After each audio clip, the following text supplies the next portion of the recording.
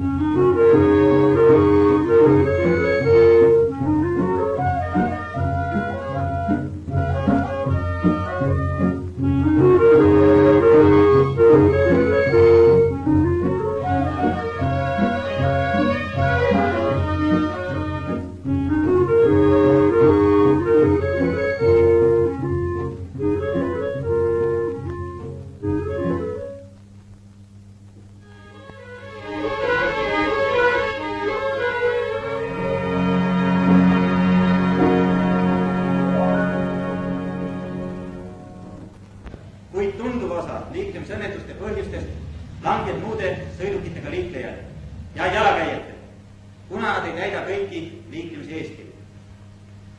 Siin peab tegevusse astuma politsei ja korraldama ning juhtima liiklemisnõuete ja eeskirjade kohaselt.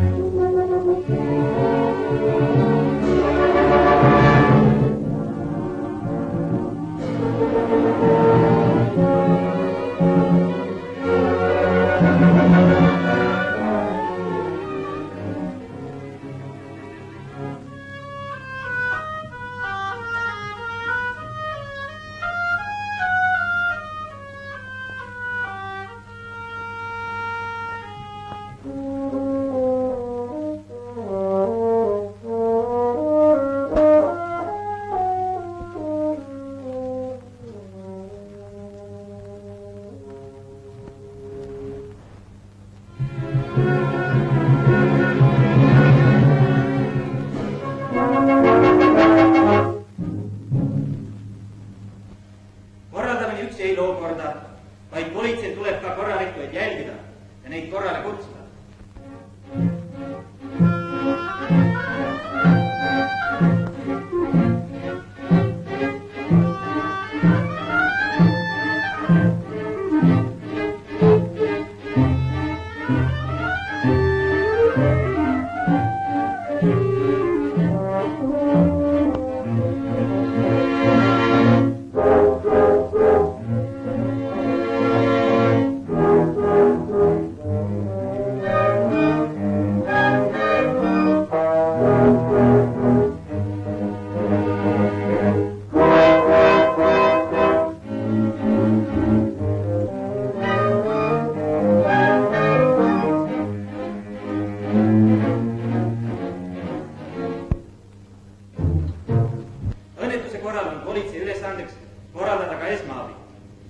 kusjuures kodaniku kaasavi on alati tervitatav.